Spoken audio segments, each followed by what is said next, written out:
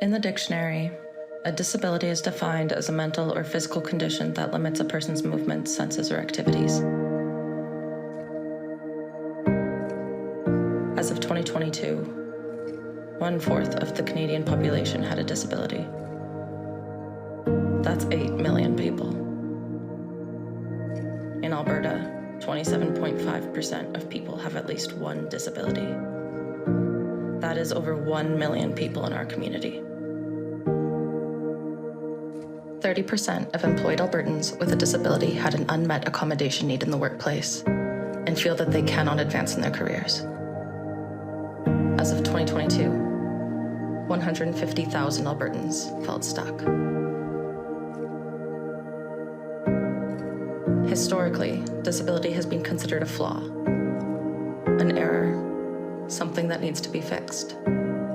The term disability itself acts as a label, with the definition of the word outlining the idea that people with a disability are limited. We, as a society, have constructed a concept of normal that reflects how a person should look, should behave, and should exist. By straying from this concept of normal, people are immediately defined by their qualities that set them apart from others. But how do we change this?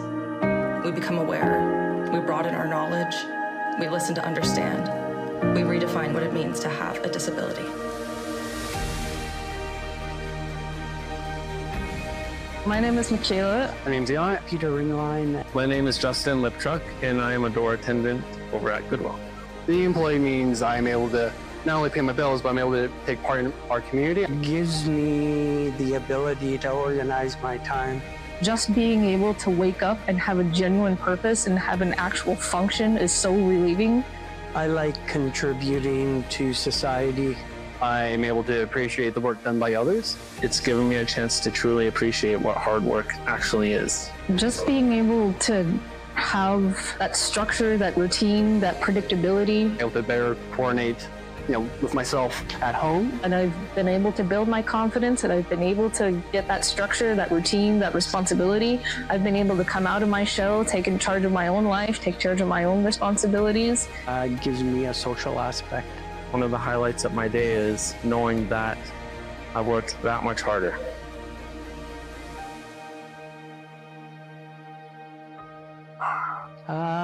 Well, I think disability is such a vague term.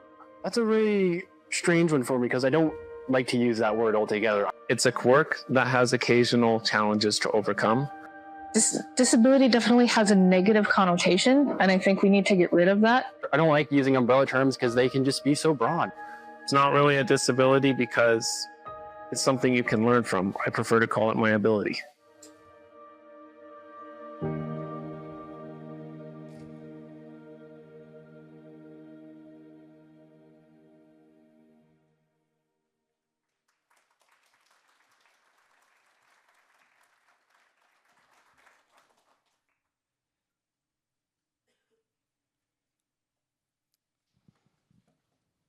There we go. Ladies and gentlemen, welcome to DEAM Connect, presented by Goodwill Industries of Alberta. My name is Doug Roxborough. I'm the Director of Brand Integrity with Goodwill Industries of Alberta, and this is our 4th annual DEAM Speaker Series. We're actually very proud about this event and what it can do for Disability Employment Awareness Month.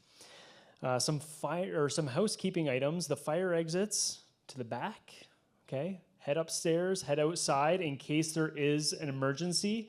As well, washrooms are in the back hallway where you came in down the stairs. If you need a key, just ask the security officer.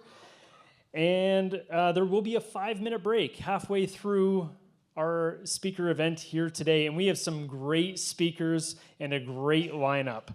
October is Disability Employment Awareness Month across Canada and in Alberta. DEAM celebrates, it educates, and raises awareness to promote employment inclusion within the job market for people with disabilities. According to Stats Canada in 2022, the unemployment rate for those aged 16 to 64 with disabilities was almost 35%.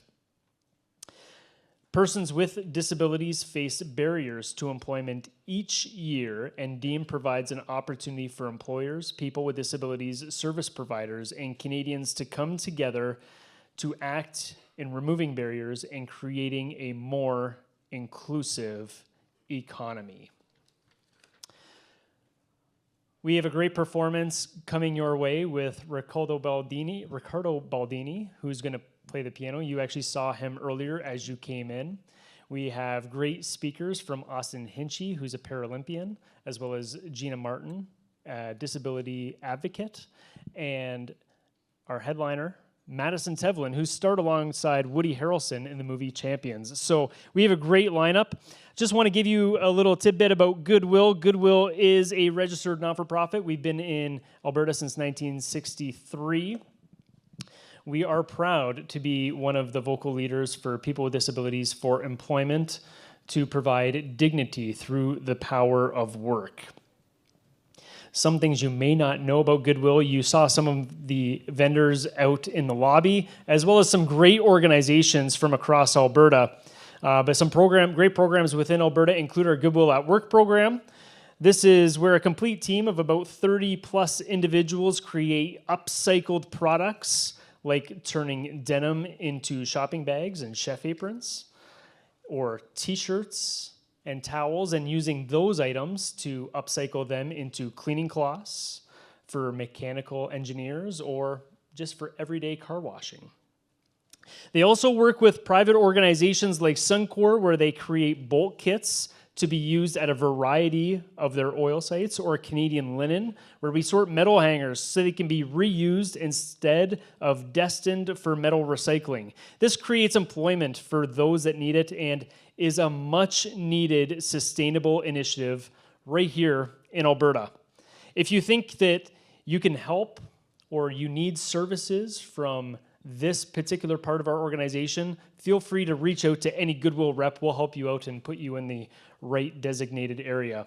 Some other programs include our PDD program, our Path to Employment program, where we help persons with developmental disabilities on a work path program to gain independence through the power of work.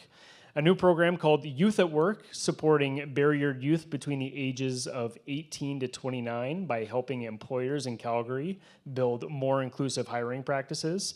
And a brand new program, the Goodwill Warehouse Academy, which is about to launch, where we'll be providing valuable training for those looking for positions in warehouse logistics across the province. Please, again, if you're interested, reach out to many of the Goodwill reps here in attendance. We will help you out, and we want to provide these opportunities for people right here in our community. About DEAM, Disability Employment Awareness Month, I kind of laid into it earlier, but before we begin, we invite you to take a moment to reflect on what it truly means to live with a disability. Disability is not one experience, it's many. It touches lives in visible and invisible ways, and it shapes how people move through the world, the workplace, and their communities. To build inclusive spaces, we must first understand the barriers people face and the strengths they bring. Let's listen, learn, and be inspired to make change together. I would like to introduce to the stage Marika Greason, Executive Director of Income Support with ALSS. Please welcome her to the stage from the Government of Alberta.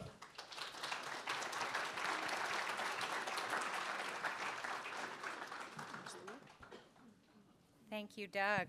Good afternoon. Hope everyone can hear me. As Doug mentioned, I am Marika Greason. I'm Acting Assistant Deputy Minister for Employment and Financial Services in the Assisted Living and Social Services Department. It's a real pleasure to be here. I want to thank Goodwill for hosting this event, and really a big congratulations to all the people behind the scenes who helped pull this event together. I know it usually takes many to pull this off. And congrats on over 60 years of leadership in our community here in Alberta. We are lucky to have a long-standing relationship and partnership with Goodwill, amongst many other organizations and service providers, to help support Albertans with disabilities in our province. So here today we are celebrating Disability Employment Awareness Month in October, where we highlight the talents and contributions people with disabilities bring to Alberta's workforce and the fabric of our communities. We know that ongoing employment supports are crucial, particularly for people with disabilities. That's why our government has made this year an unprecedented investment of almost $190 million in employment services, much of which is earmarked to help build capacity and support for individuals with disabilities. It's almost a 50% increase in funding this year. I'm really excited to be here today. It's wonderful that we're able to come together as partners from across the province to acknowledge the hard work being done to connect job seekers with disabilities to meaningful employment opportunities. We are committed to ensuring that vulnerable Albertans, including those with disabilities and others facing barriers to employment, can benefit from our investment in employment services and find new career pathways to succeed in today's labor market. This is really about investments to help individuals with disabilities to thrive in their professional lives. We know that Albertans with disabilities are an essential part of our workforce, and they deserve the opportunity to fulfill their career aspirations, to earn a living, to feel included and appreciated for their contributions, and are supported to gain independence. I want to speak a little bit about a new program that Alberta will be launching next year. Many of you may be familiar with the new Alberta Disability Assistance Program, or ADAP, which will launch in July 2026, with a focus on supporting Albertans with disabilities who are able to work. We just wrapped up a 4-week engagement process, public engagement process, that included telephone town halls, roundtables with disability service providers and advocates, an online survey and feedback form to help shape the final details of the ADAP program. If you participated, thank you very much. If you didn't, please have a look online at alberta.ca/ADAP if you'd like some more information about the proposed features of the ADAP program. ADAP will enable us to support more Albertans with disabilities to find employment opportunities that suit their unique needs and abilities. I'm going to talk a little bit about connecting with community. When it comes to engaging the community, we work in the Alberta government with more than 100 employment service providers across Alberta, including partners like Goodwill. These partnerships are essential because meaningful change can only happen when we work together across the system. Whether it's acknowledging the skills, success, and accomplishments of Albertans with disabilities, or by volunteering your time to help promote and advocate for the participation of people with disabilities in our communities and work sites, every Albertan has a role to play in celebrating these achievements. This October, I encourage you to take advantage of Disability Employment Awareness Month to celebrate the contributions of Albertans with disabilities. It's a perfect time to highlight the positive impact that Albertans with disabilities have on our lives and communities. Thank you again so much for inviting me to be part of this event. Nice to see you all.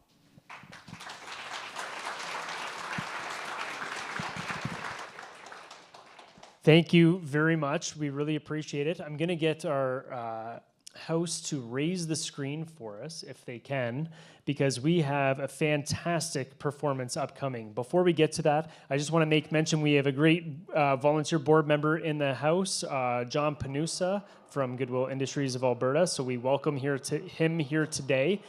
If you have any devices, make sure just the ringer's off, because we know you're going to take notes throughout the afternoon. So we want you to take notes, but just make sure the ringer's off so we don't disturb our performers on stage.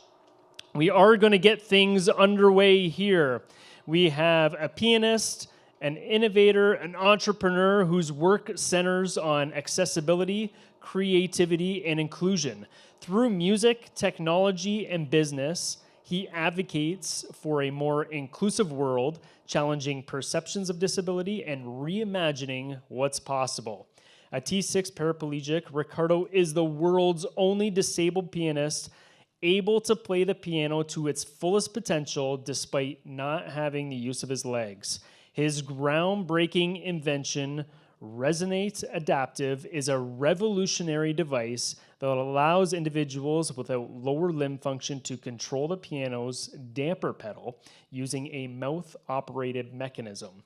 In June 2025, Ricardo made his debut as a guest solo pianist at the Winspear Center's DEAM concert, and making the first time a pianist using a wheelchair has performed on stage with a full symphony orchestra. He's been featured in CBC Push. He's been on CTV News. Please welcome to the stage, Ricardo Baldini.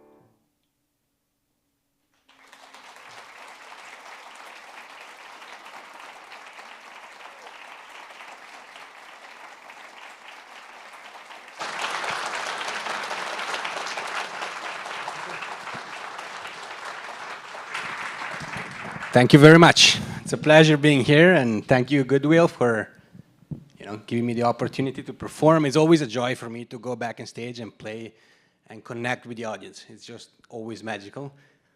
Hi, Katie. Just my wife just arrived and my baby, so it was good that they arrived in time. And Cape, I'll let the speaker go on. Yeah. Yes. Come on out. I'm not letting you leave just Right, yet here, Ricardo. right. I'm going to ask you a couple of questions, all right? Oh, okay. This is your second year performing for Goodwill for our Disability Employment Awareness Month. Last year, you performed in Calgary. What's the feeling like when you get on stage and perform like you did with a device that you invented? What's the feeling like? Well, there is two main feelings, I guess, that developed over time. The first was that it's incredible to be able to go back and allow everybody, not just myself in a wheelchair, to perform on stage, which is great because everybody should be allowed to, share music and pursue a career or wanted to play the piano and be able to do it like anybody else. And at the same time, for me, it almost feels like it's the same as before, which I think is what matters, that it doesn't change, right? Like, it's the same exact feeling when you have that moment in which I play piano in the dynamic and everybody's connected. Everybody's like, not even a cuff, right? That's when everybody's connected. You can feel it when you're performing. You connect with everybody, and that's the same, and that's what you're playing the music for. It's not the disability, it's not the device, it's the music, right? So that's the goal. And I guess there's these two feelings at the same time.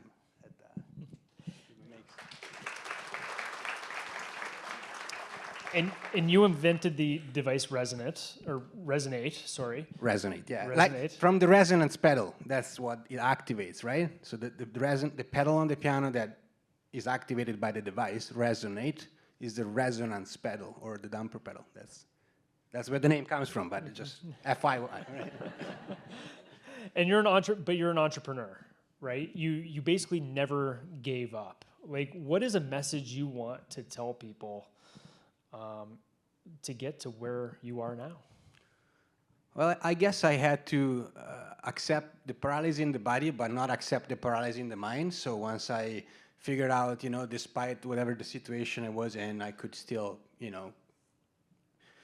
push to do the things I love. And when I realized I didn't have enough time to do everything I wanted to do, I said, well, I'm in the same boat like everybody else. So, I guess it doesn't change. That's the point, right?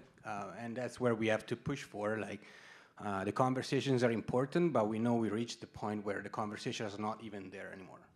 Right? And as final question for you, as a proud father, what's it like to be a new dad? Still adjusting. I mean, Bianca's in the back there, and I miss her when she goes for a nap, but I just I don't know. I'm still kind of figuring it out. It's 6.5 months, so she's very young, and mom is very important the first 6.5 months. Dad is kind of put it on the side, and I can do something here and there, and we'll see in the next year. So if next year I'm here again, maybe I can share a little more insights on fatherhood, because I have no idea so far. Welcome to the club. Thank you. Thank you. If you stick around, maybe we'll have you perform during our mini break here, if that's okay. Yeah. Okay, sounds great. Thank you. Ricardo Baldini, everybody. All right, we'll get on to our next speaker. As a decorated Canadian sitting volleyball athlete from Edmonton, Alberta, right here, Austin Hinchey has served as both captain and leader, making a profound impact on the parasport in Canada over nearly 2 decades of international competition. Born with brittle bone disease, Hinchey made the courageous decision to amputate his left leg at the age of 10 in pursuit of a more active lifestyle. He went on to thrive in both able-bodied and parasports. Over his 18-year tenure representing Canada, Hinchey has competed in multiple Para-Pan American Games, earning bronze medals and being named the tournament's best setter. we asked Austin to share his story of resilience and determination, demonstrating the untapped potential within the disability community. Let's welcome to the stage, Austin Hinchey.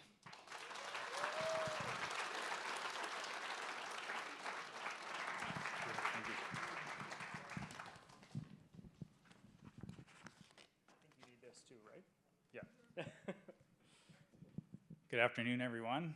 I'm really excited to be here to speak with all of you today.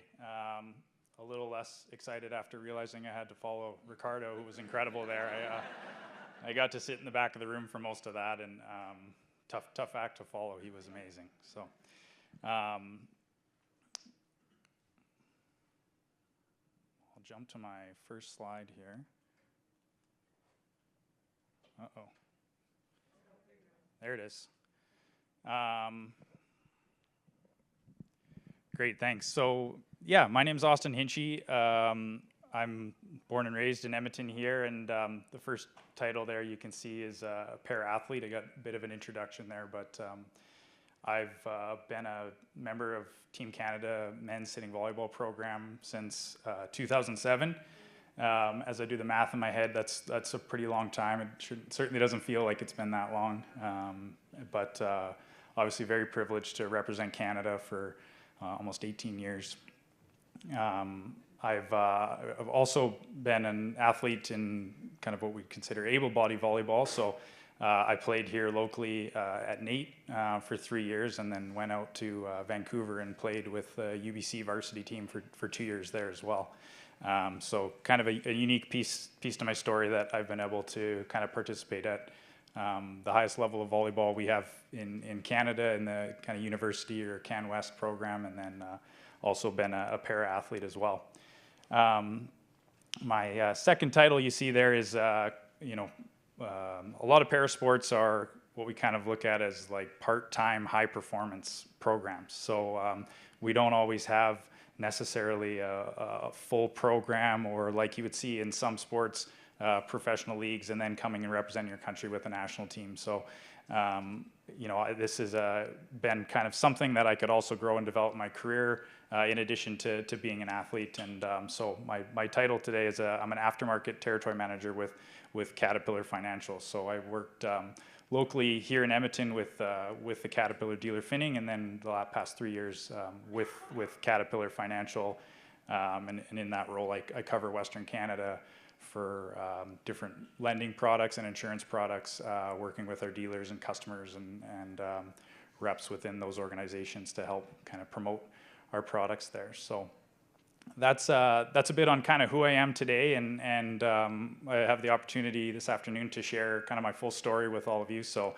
my story from a really young boy to sort of what I went through with my disability. I'm obviously below knee amputee on my left side, and kind of just tell you a little bit about what my journey's been like with that and through athletics and my career and all kind of everything just about me. So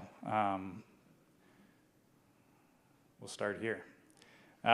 So this young guy is me. I found out when I was about 18 months old that there was something going on with my leg. So we were just at a swimming pool and had kind of stepped off or jumped into the water off an edge, and my lower leg broke, which seemed really unusual and quite odd. And but get it looked at, put it in a cast, and just let yourself heal.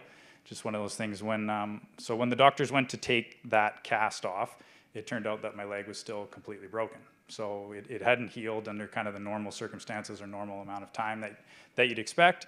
And so naturally we raised a lot of questions and kind of went for more tests and more doctor's appointments and things like that, and found out that I had this brittle bone condition. So the condition was just isolated to my lower limb, and was eventually after that first break they put me back in a cast, and took kind of twice as long to heal, but eventually did heal. And as a young kid you don't think about it, you move on pretty quick and you get back out there and kind of do what you need to do and play with your friends and be active and things like that. And it didn't take long for that leg to break again. And that sort of became a theme, and more intervention or medical intervention was needed to help my leg heal each time that happened. So we started with, kind of bone screws and things like that. I've had bone grafts from both of my hips put into my leg, and then, eventually kind of kept progressing with surgeries and things like that to this contraption that you see on my leg there, which was kind of a pin system that would hold my leg in place and allow it to heal, just given the amount of time that it took. So that was something that was obviously really challenging for me and my family, and just kind of not understanding what was going on, and obviously very limiting for me as a young kid.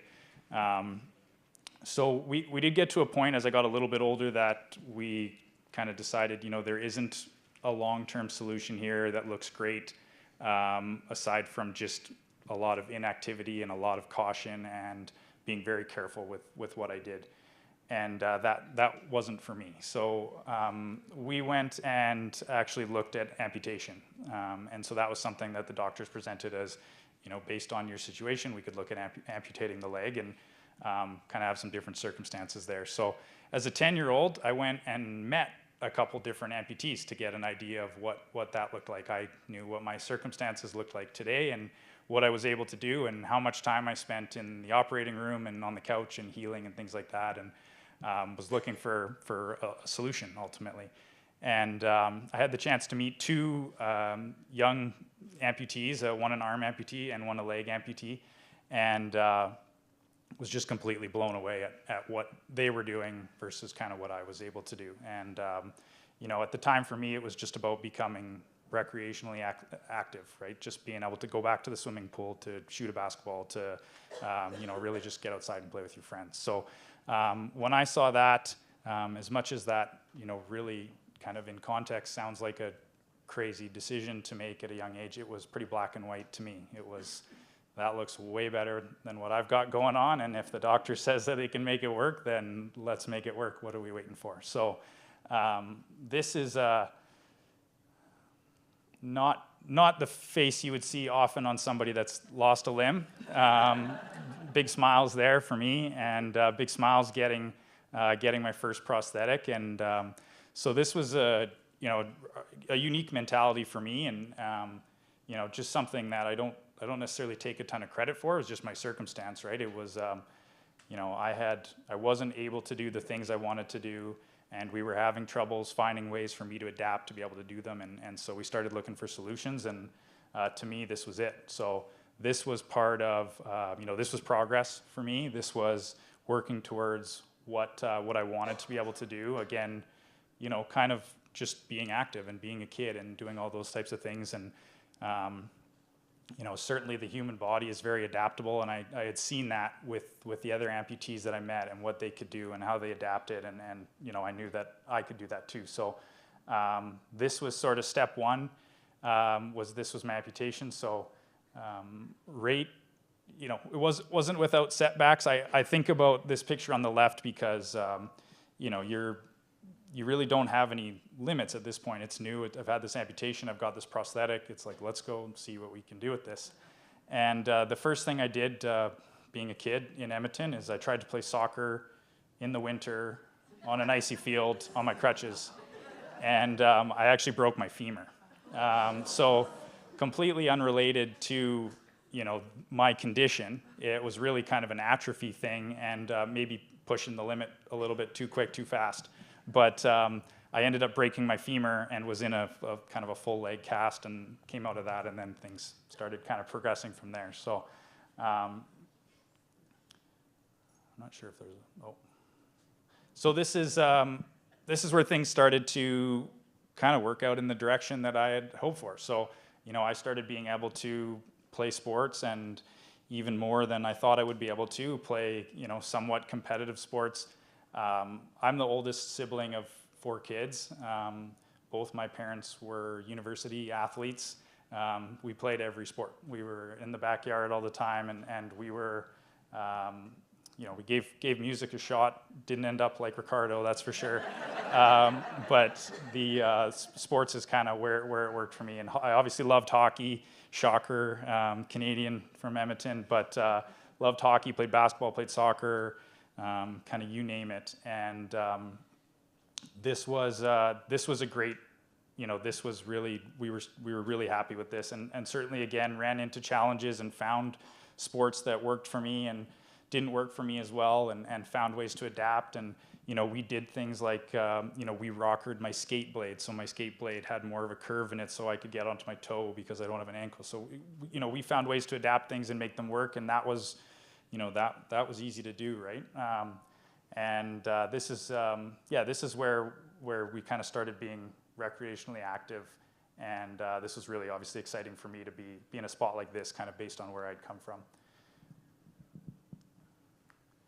So when I think about the context of kind of what happened to me or what I was born with, and where we went to the kind of that last picture you see is, I talk a lot about barriers, and because of my circumstance and situation, I just didn't create any barriers for myself when I became an amputee. So when I, formally had a physical disability and missing my limb, this was an enhancement to my situation, to the opportunities that were available for me, to what I could do, and just how I approach things. So I think a lot about what my mentality was like and what allowed me to kind of start to have some success athletically and just in my life, and not creating barriers for myself.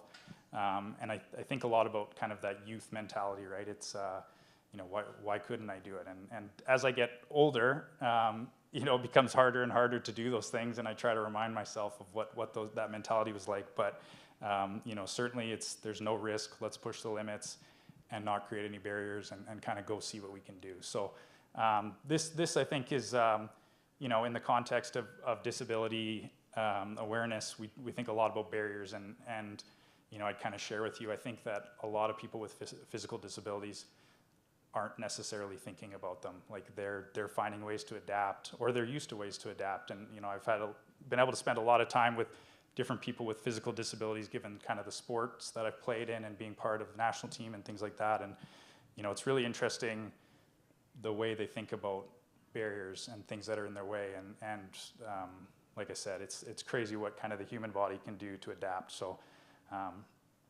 just kind of it's really a really important message for me that really helped drive some of my success. So that was sort of the first, I guess, stage a bit to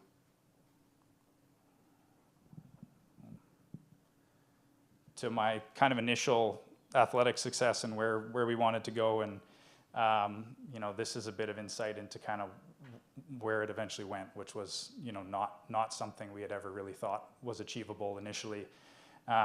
So on the left there was, that's my final year playing at UBC in Vancouver as part of the varsity team. I think about the progression that I had through volleyball. Volleyball really became my sport kind of as a teenager. I was given an opportunity to be kind of the 13th man on a U15 club team, and which was amazing. I was thrilled to be a part of that team. It was kind of the top tier team for that program, and I was taken as kind of the third setter, right? As somebody that, this is a great person to have around and to learn the game and to participate as part of our team.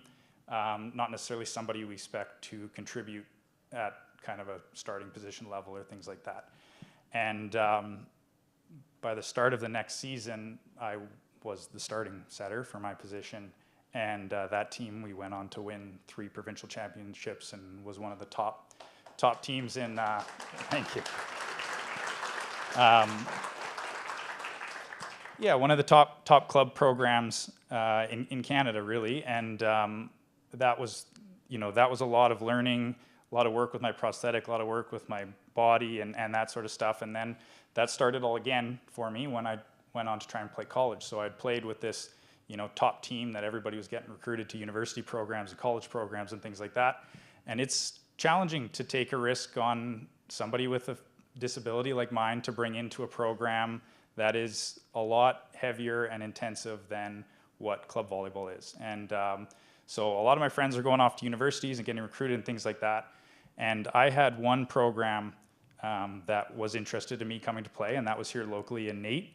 And ultimately, I wanted to play post-secondary so bad I didn't really care where I went, and it worked out. It was home and it was local, and they were interested in me coming to play. So I went, and kind of started that cycle over again. That team was, I think they were 4-16 the year before I showed up, and it was kind of a rebuild year, and it was about developing culture and attitude and bringing in new athletes, and you know, we went on 2 years later to flip the scores. We had a 16-4 season, so totally kind of turned the program around,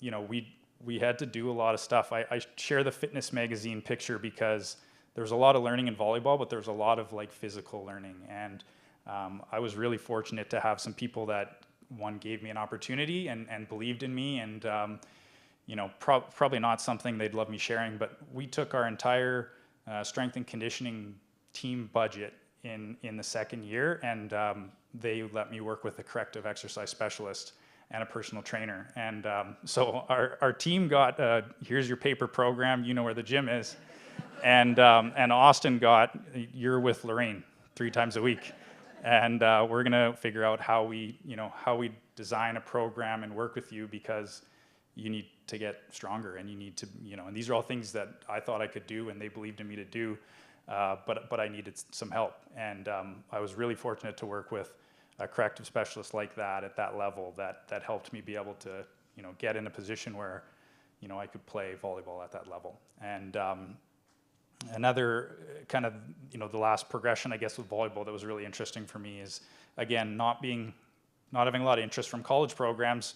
University seems pretty far out of sight, and so when I was getting close to, you know, maybe having an opportunity to do that, I physically was there, but wasn't quite there with my prosthetic, and those are challenging things to find sometimes, and find the resources, find the people that can do and work with people that are kind of pushing the boundaries on things. And as a, you know, young university student, I actually ended up kind of leaving my prosthetist, who was the person that builds my legs and had been with me from the beginning, because I was just working, you know, I had these goals that I wanted to achieve and was very close to being able to achieving the goal to go play university, and I ended up finding a different prosthetist that worked with me and helped me set up my leg and prosthetic in a different way that really kind of made a difference in my performance. And that was, you know, I think about if you're, you know, you had to fire your doctor or something like that, they're only there to help you, and they're doing the best they can. It was a really, really uncomfortable thing to do at the time, but again, knowing there was ways to adapt, knowing that there's, you know, people out there that can do this, we kind of found a way to do that. And that was really exciting for me to go and play at the university level. So just kind of my progression of volleyball was, you know, it was really from kind of small cycles of, okay, we got an opportunity, and what can we do with it? And kind of stretching the boundaries and stretching, you know, my thought on what I was capable of doing, and really just kind of putting your head down and not again creating barriers for yourself, and just seeing what you can do with kind of the work and the progress. So.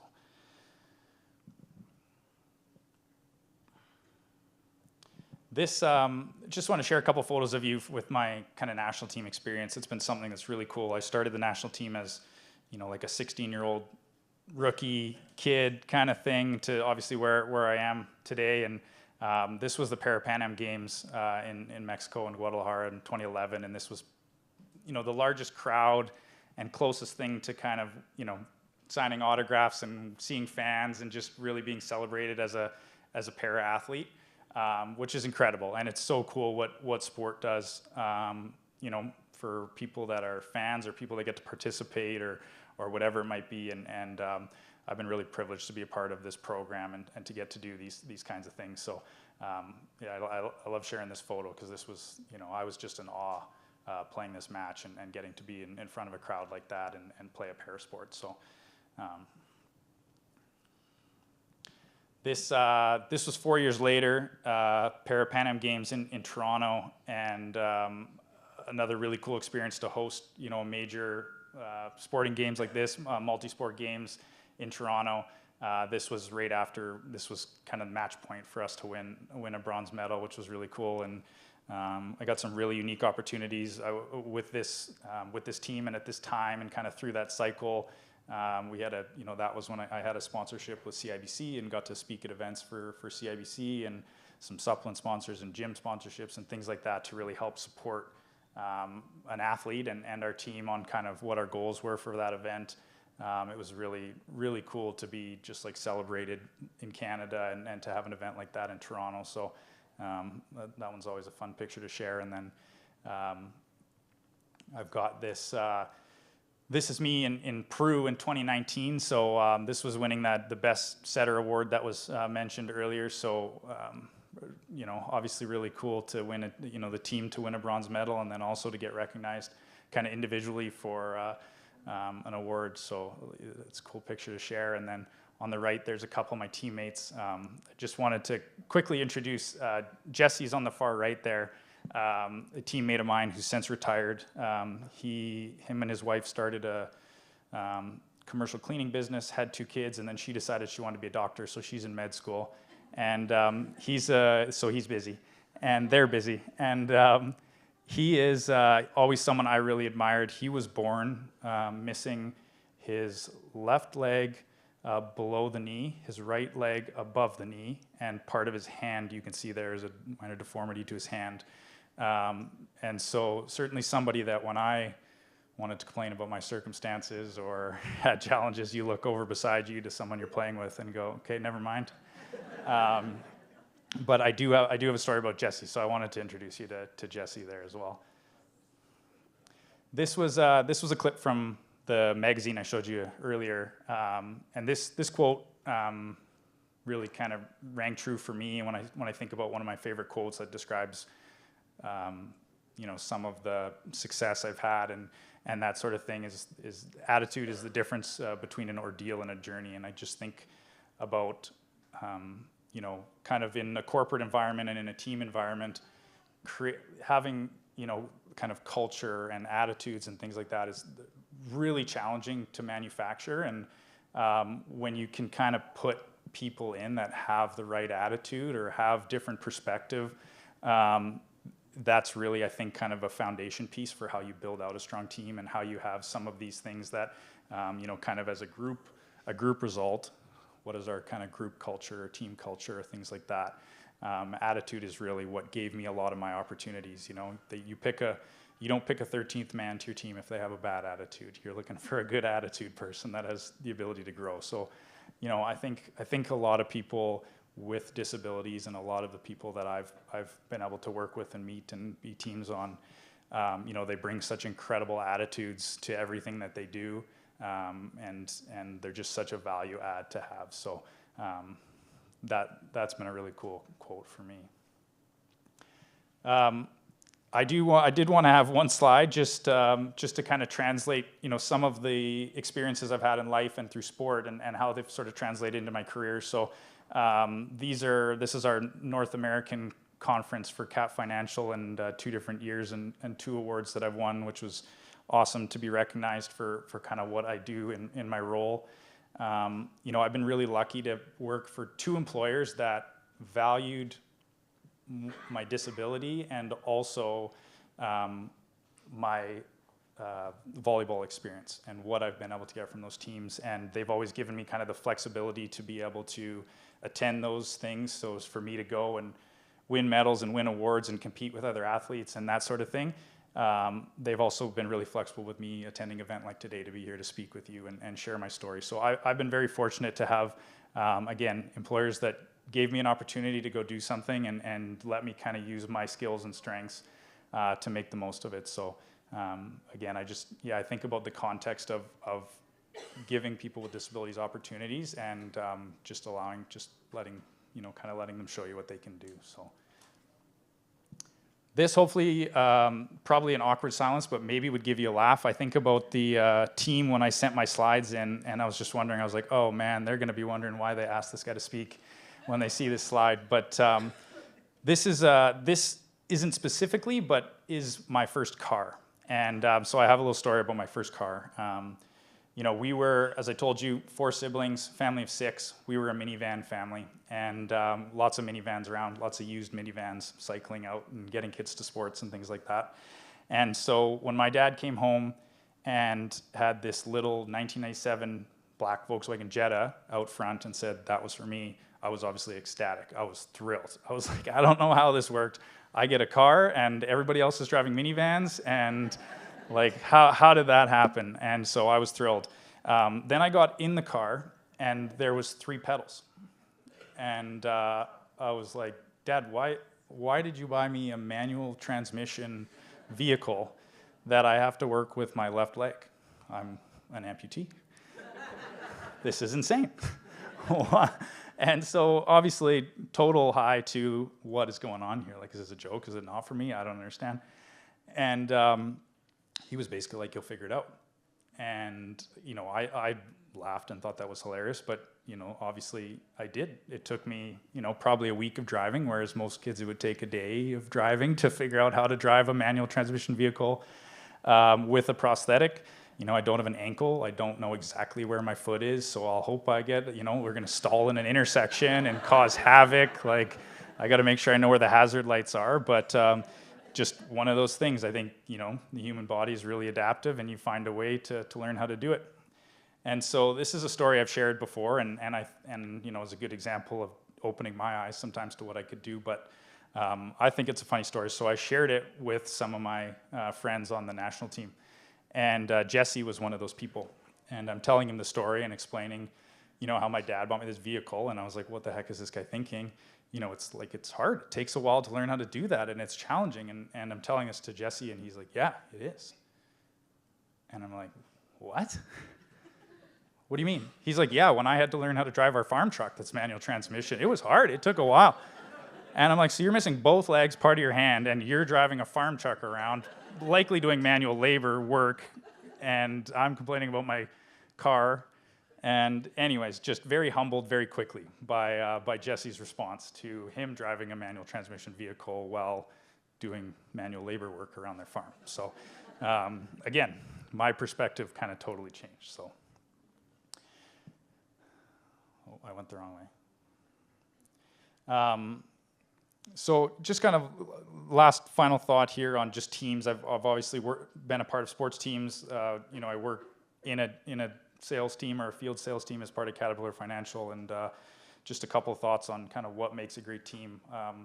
You know, I was in a kind of a senior manager networking event recently, and they were, you know, asking one of the senior leaders about, you know, can you give us some of your thoughts or some of the things you went through when you went from kind of an individual contributor type of role and then you went into a leadership role? So having direct reports and managing a team and building a team and those types of things. And he said that one of the best pieces of advice he ever got was not to hire yourself. And so what he meant by that obviously is not to hire somebody that has the same skill set as you and looks at problems the same way as you and thinks of the same solutions that you do. You're looking for somebody that has maybe a different background, has different strengths, has different perspective, and, you know, ultimately you're looking to build a diverse team. And again, it's kind of one of those things where the sum of that team is really where the strength is. You're not looking to duplicate yourself in someone that thinks the same way and solves problems the same way. And I thought that was obviously really interesting, because you would think that when you have success and obviously a very successful career and has moved up, that why wouldn't you find more people like you, when in fact his thought was the opposite. I need to find people that aren't like me and think differently, and obviously still very skilled people, but different thought, and have that diversity within our team. So, you know, I think about the teams that I've been a part of, and, you know, the age differences and the disability differences and things we've had, and, you know, specifically in parasport, you know, like someone like Jesse versus me, you know, when our goal is, you know, how do we get the ball to the net, and we're trying to find a solution for passing the ball to the net, you know, Jesse's going to do that in a completely different way than I would do it, even though it's a very simple task and skill. So it's just a reminder that, you know, you can solve problems in different ways, and different people find ways to do that. So I think that's my final slide there. I did just share my other team here as I talk about teams. So I'm always very lucky to be a dad of an almost 2-year-old, and that's my wife Candace, and just thought I would share my other team with you as well. Thank you.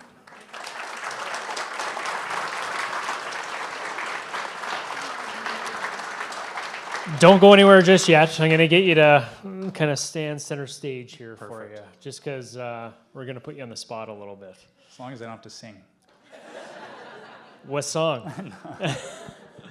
No, thank you for sharing your story. We really appreciate it. I know you're not a professional speaker by any stretch, and you were probably a little humbled even when being asked. Am I wrong, or? Yeah, absolutely. Like I said, I've been really lucky to be asked, to talk in kind of sports settings and even some kind of corporate settings on just sharing my story again. But this is a new space for me, and obviously, it seems like this is very logical. It's somewhere I might have started speaking. So I'm super privileged to be here and speak to this audience and with all our other presenters today. No, thank you, and my apologies. I'm making you fall, Ricardo. That's on me. I didn't want to have to do that to you. You talked about the importance of team building. What have you learned along your journey that's been most valuable, especially overcoming barriers? Yeah, I think I certainly as an athlete, and as you grow up as an athlete, and kind of as I talked a little bit there at the end, you're like, well, if I could just do it, it's like when you think about problems you're having or things that you're doing and you want to solve yourself, especially as an athlete, having to work within a team context, you're like, I'll just try and fix the problem, or I'll do it myself, or I'll take on more work, or I'll do those kinds of things. And, I've learned with more experience that, and kind of more as I've moved into kind of more mentorship type of roles, working with younger athletes and new athletes, and we get lots of athletes that are like completely new to our sport, is just how to develop your team and work with your team and kind of the strength of your team as opposed to what kind of my individual strengths would be. So. No, that's great. Final thought, what would you like employers to know? Because I know you've had some good flexibility, which has been pretty valuable. But what would you like employers to know? Yeah, I think,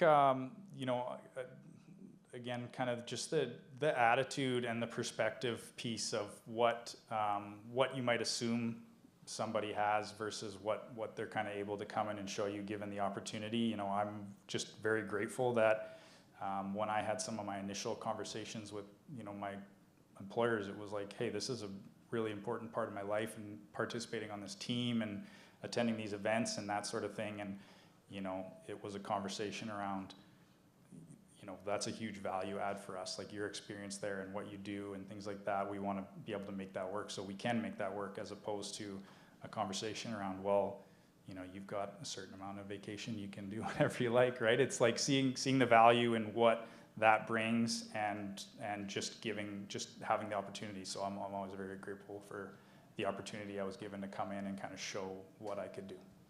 Well, thank you very much. Let's give another round of applause for Austin Hinchey.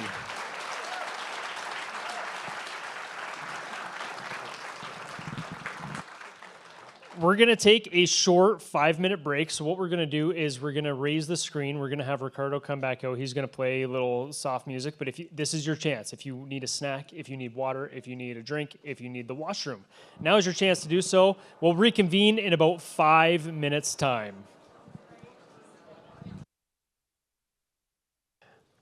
Gina Martin is a disability awareness educator living with multiple disabilities, including blindness, ADHD, and epilepsy. With over 40 years of lived experience and deep roots in the disability community, Gina helps people move past discomfort and uncertainty by teaching respectful, practical strategies for inclusion.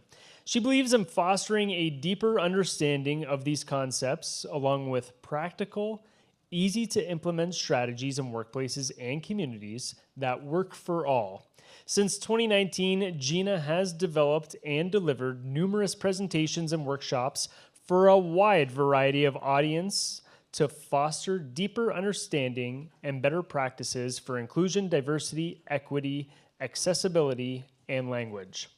Her presentations and programs have touched people with diverse backgrounds and abilities in nonprofits, communities, recreation centers, schools, and seniors' residences.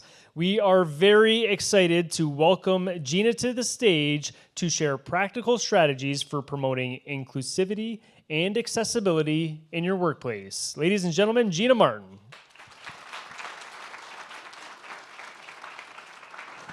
Thank you. Thank you very much, Goodwill, for presenting DEAM Connect today. We're all here to learn and to learn how to connect with each other. I started losing my sight when I was 20 years old. It's been a slow deterioration, and it's been constantly changing. If you've met one person who's blind, you've met one person who's blind, because no two people are exactly the same. Every single one of us has different support systems at home, school, and work. We all have different opportunities or not. Some of us have opportunities for rehab and training. Some of us don't.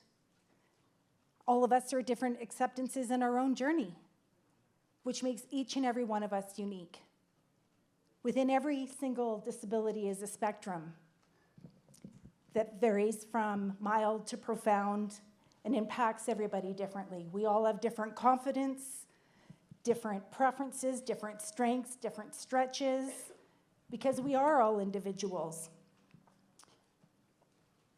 As I started my vision loss journey in 1990, I wandered around this world pretending I was sighted because I didn't want to identify as somebody with a disability. The stigmas that go along with disability was a barrier for me. I didn't use a cane. I didn't want to draw attention to myself. I didn't want people staring at me or accusing me of faking it. So I struggled each and every day. I hid my disability because I didn't want to be looked at as being different or not able to do things. In 2015, I met two women who were both confident and blind, and it absolutely blew my mind. I'm like, how are you doing these things? So I spent 9 months in Louisiana wearing a blindfold, learning how to navigate life with no sight at all. That built my confidence and taught me how to live life again, only different than when I had sight. We talk about inclusion, but what does that word really mean? If people don't know how to assist somebody who's blind, communicate with somebody who's deaf or hard of hearing, understand that most disabilities are non-apparent, and that accessibility is more than a parking spot, a bathroom, and a ramp, we will never have inclusion. We're just saying the word. Disability can be an uncomfortable topic for people because we don't always know what to say or do. We don't want to offend. We don't want to embarrass ourselves that we don't know, so sometimes it's just easier to avoid. When we take the time to stop and to listen to each other is when we can start to learn how to connect. We can be a boss who makes our team work, or we can be a leader whose team wants to work for you. Those of us living with disabilities are outside the box thinkers. We can't do things the same way as everybody else. We have to figure out and adapt and do things different. As a leader, if you can be open to having those uncomfortable conversations and really digging deep into learning, people's strengths and stretches will help break through some of these barriers. Disability, somebody can be born with one, or they can develop one later in life through accident, illness, the natural process of aging. We are all going to be 80 years old one day. Every single one of us is going to need some assistance or some accommodations. It's a natural process of life. So accessibility benefits everyone.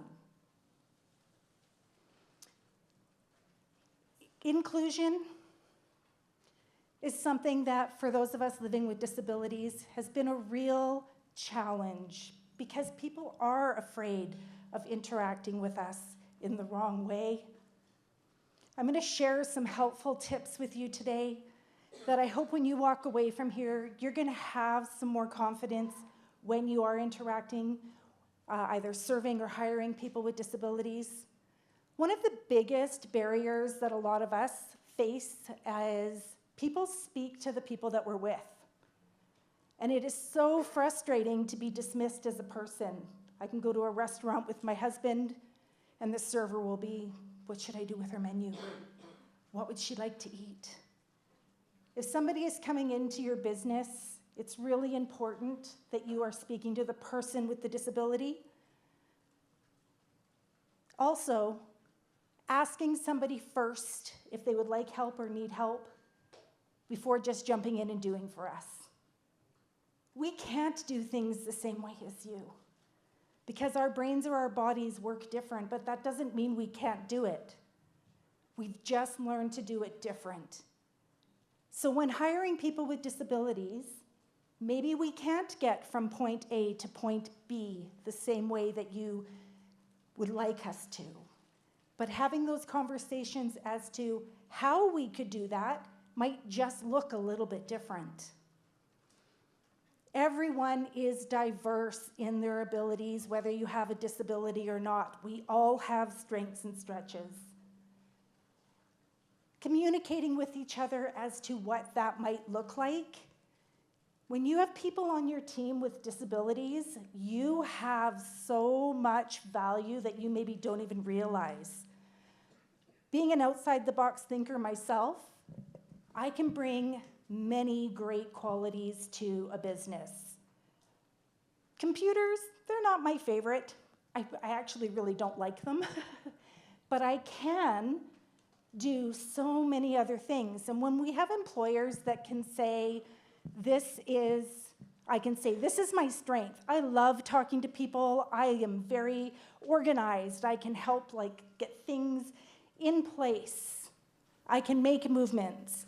But Jane over here really loves the computer and not talking to people. You have two very productive employees when they can come to you and say, hey, this is what's going on for me right now. I'm going to ask everybody if you could do me a favor.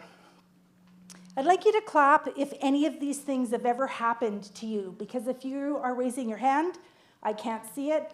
If any of you have been raising your hand because you've had a question, I'm not ignoring you. And please don't say that lady, she just completely blew me off. That's not true. I can't see you.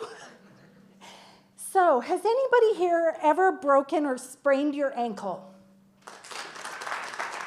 Has anybody here ever pulled a muscle in your back or neck? Anybody here ever had a migraine? Anybody here ever cut or burnt your hand you couldn't use a hand? Has anybody never experienced any of those before? So you've all had a disability. So at some point in your life, it was more difficult to navigate. During that time, did you find ways to deal with it? Maybe those of you who broke an ankle, you used crutches. So you used a mobility device to get you around. Maybe those first few days was really awkward, but by week 3, you were probably motoring along with those crutches, correct? Those of us with disabilities have found ways to navigate life, and we've gotten really good at it. It's just different for what it looks like from you. When you had your temporary disabilities, may I ask you another question? Did you feel like a different person, or was the task just harder? If the task was just harder, can you clap? If you felt like a different person, can you clap? So people with disabilities feel exactly like you, only life is a little bit harder for us because our abilities, our brain or our body works different. No two people are exactly the same, neither is their experience. One of the things for me that is so helpful not seeing well is a simple tip I want to share with you. It's the word hello. Usually when I'm walking down the street, people are quiet. They move out of their way. That is not helpful for people who cannot see. It can actually be sometimes very terrifying. If you think of a foggy day where maybe at the end of the road you don't see that last house, and then the fog is coming in, so it's getting harder and harder to see down the road. Somebody's maybe walking towards you. You can see there's a person there, but you can't see their intentions. When people don't say hello, it can feel very unsettling. When you say hello, some really awesome things happen for us.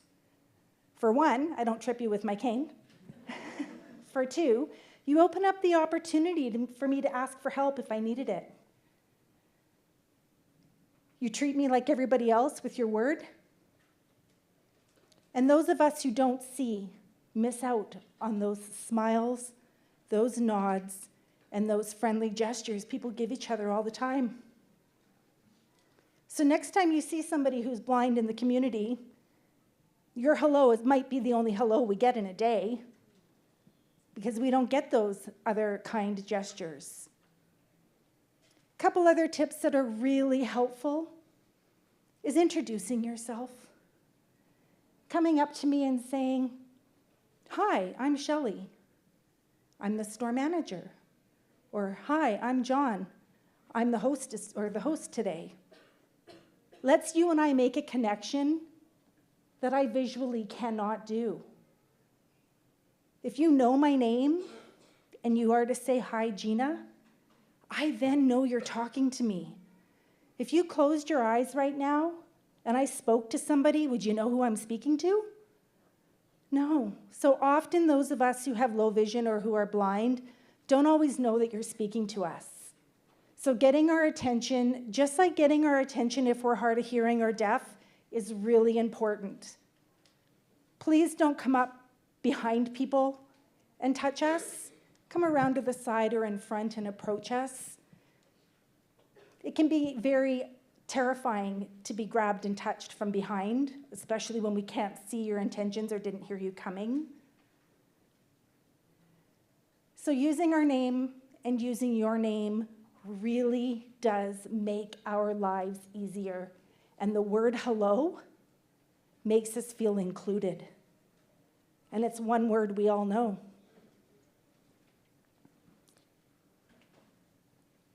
We are constantly, as employers, making accommodations for our staff. I hear often, if I'm going to hire somebody with a disability, it's going to cost a lot of money. We're going to have to change a whole bunch of things. But you're already making those accommodations. Maybe somebody's pregnant. They need a little bit more time off for doctor's appointments. They don't feel so well. Maybe they have kids. Kids get sick. They need more time off. People have accidents. We've all had accidents before. Accessibility benefits everyone. So when we make our business more accessible, people can thrive. People feel welcome, and people feel respected. So a few helpful tips for businesses that you can do that creates more accommodation is dimmer switches on your lights. That doesn't only just benefit people who have low vision, but it benefits people who are on screens all day, who have bright overhead lights, lots of sunlight coming in.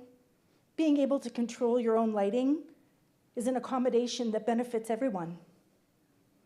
Having some noise-canceling headphones, maybe Chatty Cathy works next to me, or the reception, and I would just like to use those so that I'm able to concentrate and focus. Having an adjustable desk. Having chairs that meet everybody's body. Having 4 chairs with arms.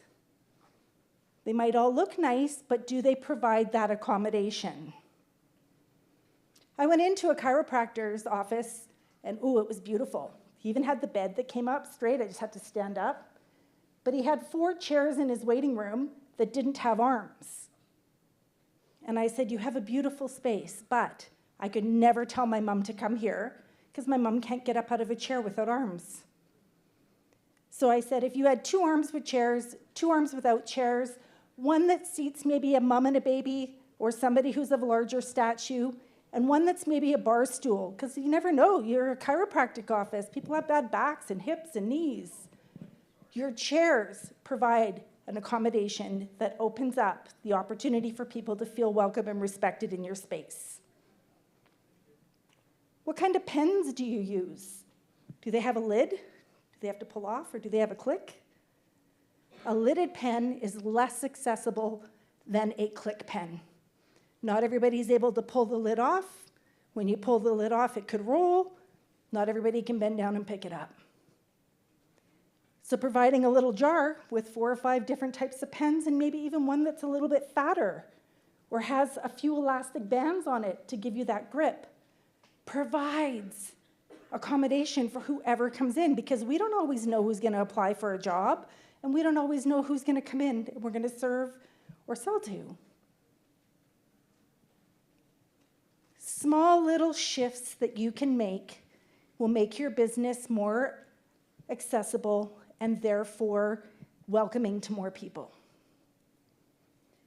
Does anybody in this room not know somebody with a disability? Is there anybody who knows nobody with a disability in this room?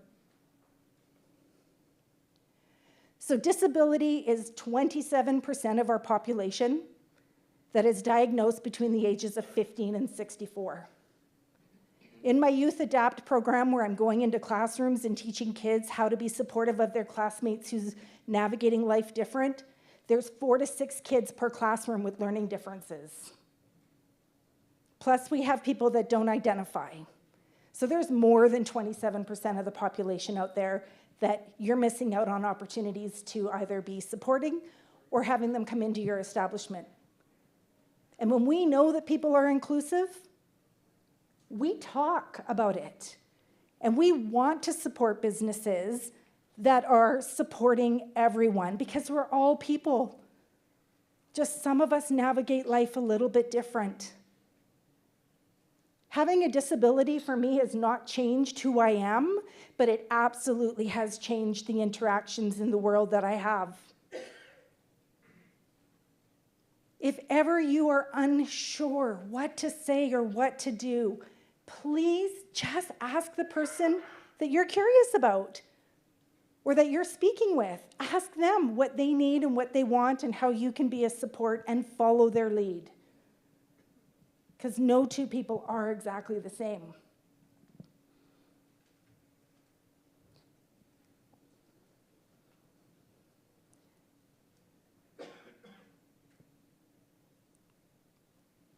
Sometimes in life, things happen to us, and we don't always know how to navigate those waters.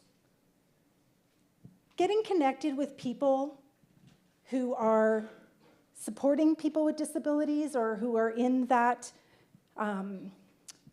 disability sector can help you feel more comfortable and confident in your interactions. Equity looks different for everybody. When I can go to a job, I might need certain accommodations, but it might be different in the next space that I go. Making your spaces accessible makes everybody feel welcomed. And that's all anybody wants, to feel welcomed.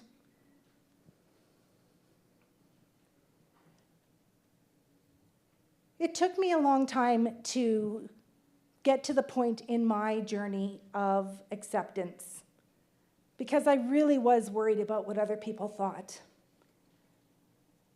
It was a huge barrier for me. At first it was the disability, and then it became society. But the more people know what to say and do, it takes that guesswork out and starts to normalize our differences. And it is so okay to be different. If we were all the same, life would be pretty boring. 9 out of 10 disabilities you cannot see. Did you know that? It's a pretty big number. And most of us who have non-apparent disabilities choose not to disclose because of the fear of being treated different. If you are an employer who wants to be welcoming and who wants to let people know that you are open to having the conversations, a couple of small shifts that you can make within your own business is at the end of an email or at the end of a phone call, just stating, is there any accommodations that could be made that will make your experience easier, better? If there's a webinar that I'm going to attend, and that question is at the end for me, I can say, if there's slides, if there's any way you could send them ahead of time so that I can review them, because I won't be able to review them while you're doing your webinar. Or I could ask for whatever accommodations I need. But you putting that question in there or asking that question at the end of a conversation is telling me that you are open and you are inclusive. We are not going to change everything overnight, but what we can do is make small shifts in how we do things, because shifts is action and action becomes change. I really want you to know that it is okay to make mistakes. If we're not making mistakes, we're not growing. So instead of avoiding people with disabilities, start being I just lost my word. Start asking questions. Having ADHD myself, sometimes I jump around in my thoughts and sometimes I have a harder time focusing. That's just part of how I navigate life. So if that's happened a few times here, it's just me. I am who I am. Does anybody have any questions for me? And if you put your hand up, I'm going to ignore you. So if you did, if you have any curiosities of something that you might be able to do, I'd be happy to answer. No questions? I often get, why is your cane so tall? You're probably looking at it going, it's very different than what you're used to seeing. You're used to seeing, I think, a shorter cane with a red on the bottom and a rolling tip.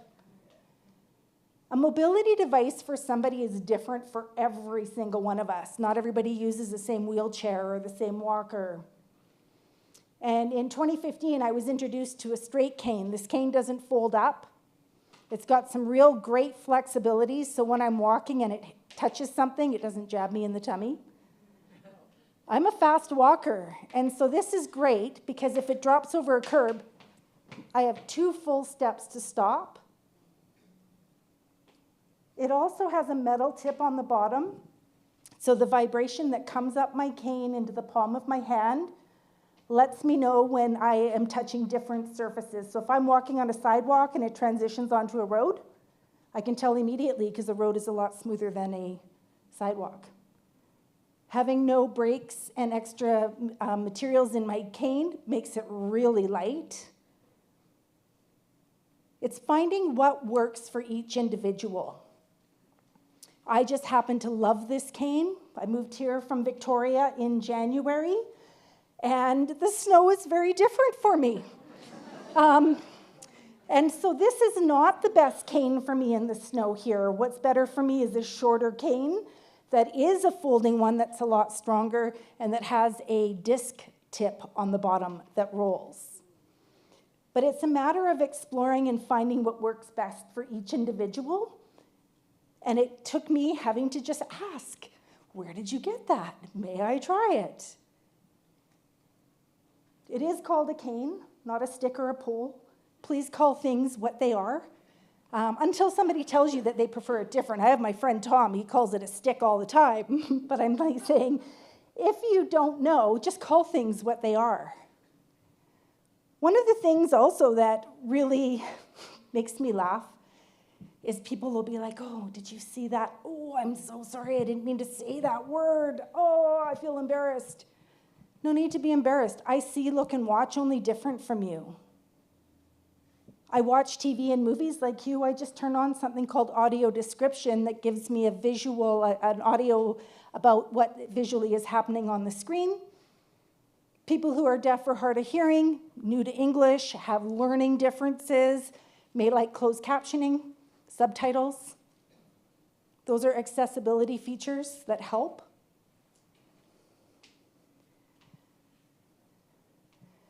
When I went to Louisiana, here in Canada, we have no full-time training for those of us who are blind.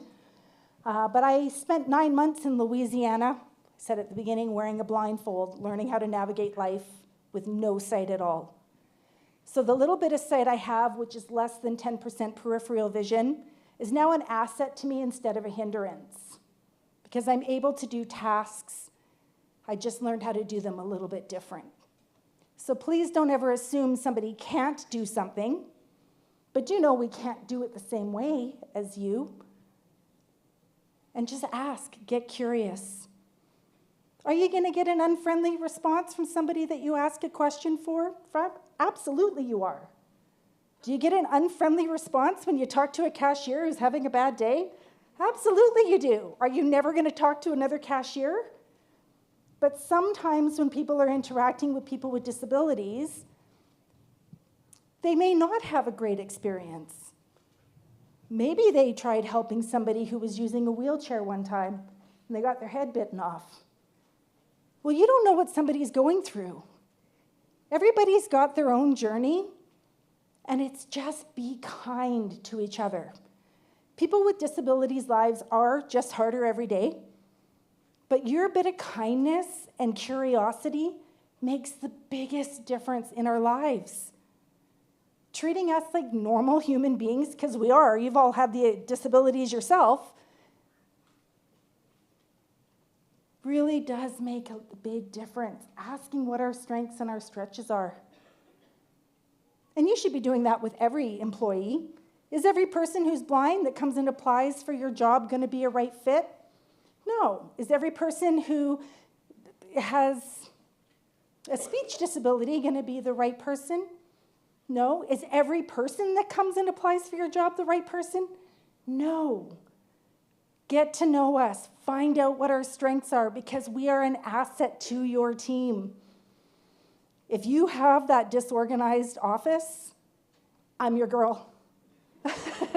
I have to have things organized in order to find them. Like I say, we all have those strengths and stretches. Our words are very powerful also. The words we choose when we talk about ourselves and we talk about others, we can either lift people up or unintentionally knock them down. I'm going to share one experience in my life that has made a huge difference. You're all probably pretty familiar with the term visually impaired. It's probably one of the more common terms used to describe vision loss.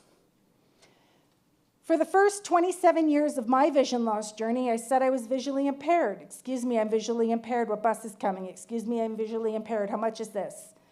It's the way I introduced myself to every person I met for 27 years. What is the first thing you think of when you hear the word impaired? Is it positive? Is it negative? It's negative. So when I stopped saying I'm visually impaired and started saying I have low vision, I'm partially sighted, I'm legally blind, I actually felt better about myself because I wasn't using a negative word over and over and over again to explain who I am. My interactions with other people became kinder. So words really do matter. If you don't know, ask the person that you're interacting with, because we are all different. I know lots of people in the blind community that don't mind visually impaired. But kinder language makes a bigger difference, and people will let you know if they prefer something different, and if they do, then just go with it. Go with what they prefer.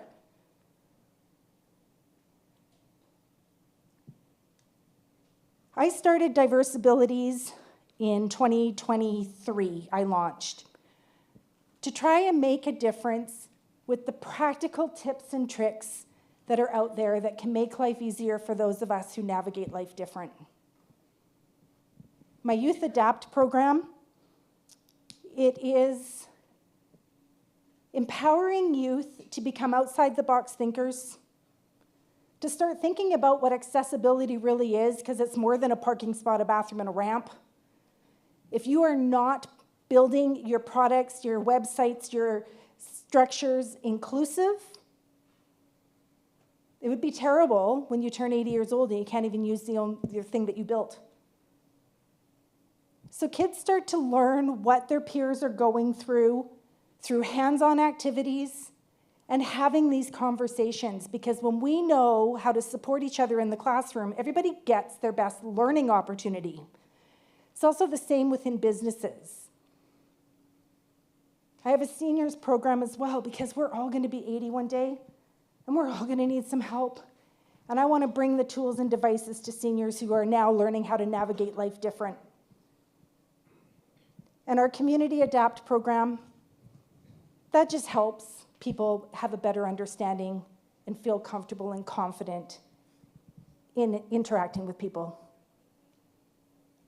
I really appreciate you today giving me the opportunity to share a few helpful tips.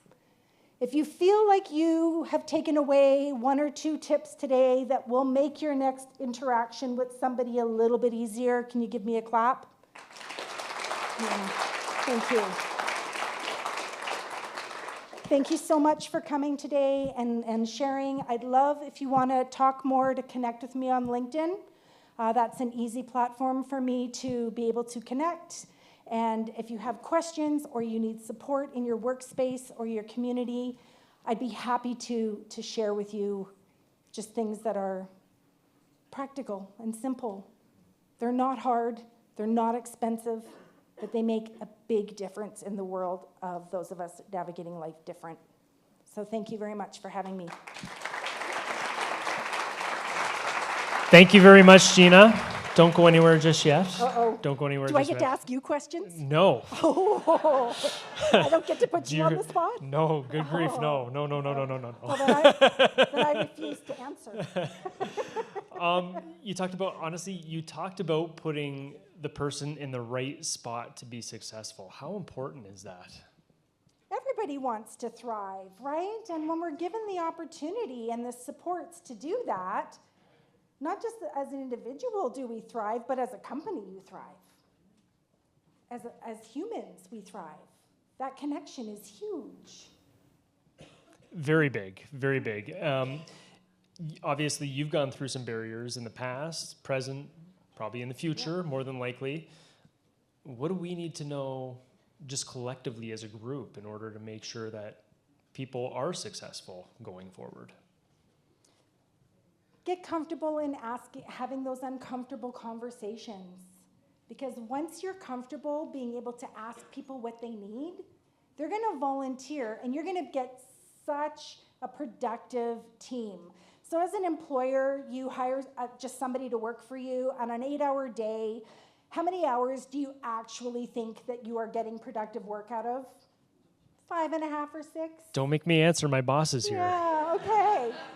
So when you're willing to work with somebody who has a disability and they can say to you, you know what, I can do 5 hours. I can do 2 in the morning, a 2-hour break, 3 in the afternoon.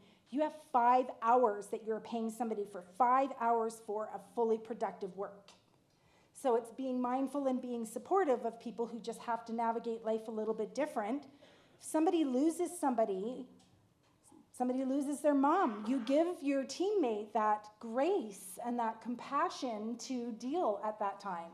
So just having those conversations where, you give us all the grace and compassion, because we all need it at different points in our lives. You all needed it when you had your temporary disability.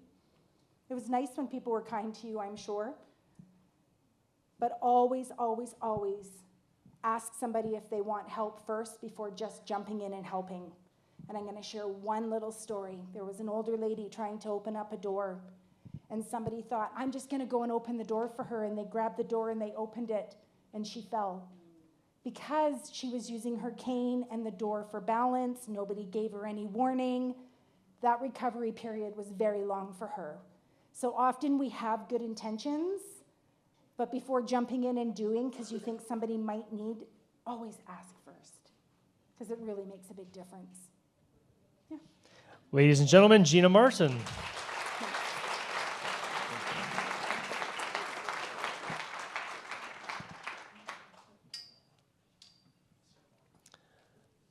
All right, we have Gina's actually information up here, which is absolutely fantastic.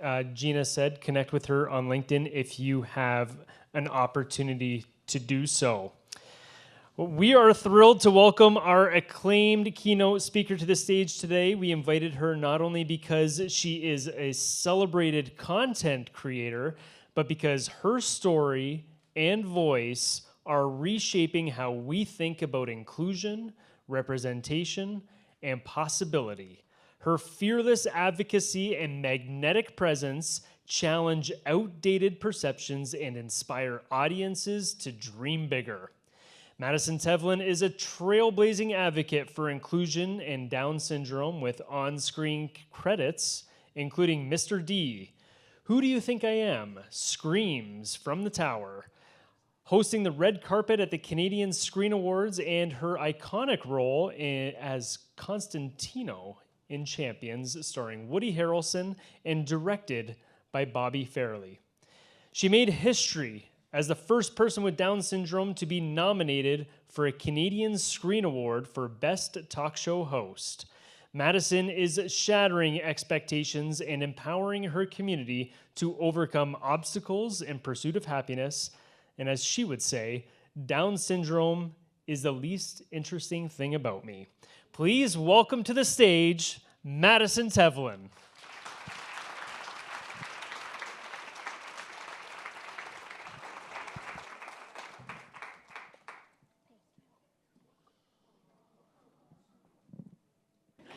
Ladies and gentlemen, Madison Tevlin.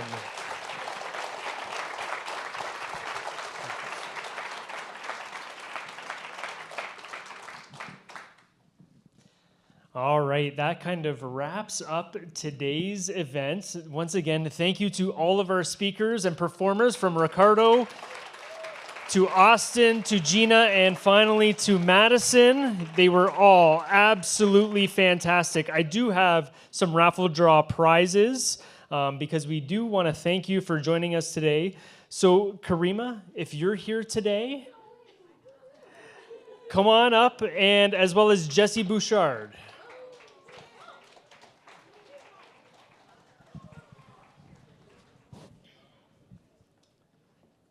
There you go. There you go.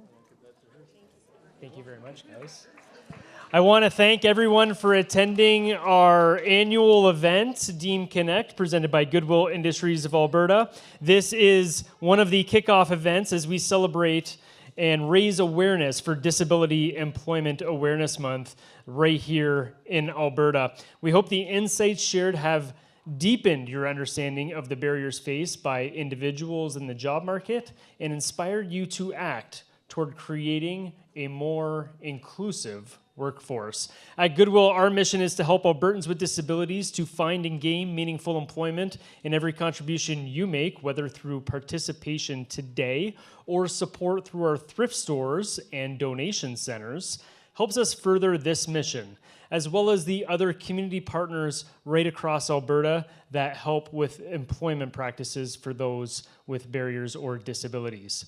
I want to thank you to all the vendors that participated today, as well as the Goodwill brand team, the mission team, as well as other volunteers as well. I want to really thank you for attending today.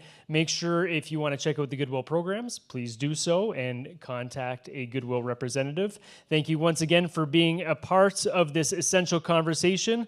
We look forward to seeing the positive impact we can make together throughout this month and beyond. This has been DEAM Connect, presented by Goodwill Industries of Alberta. Have a terrific night.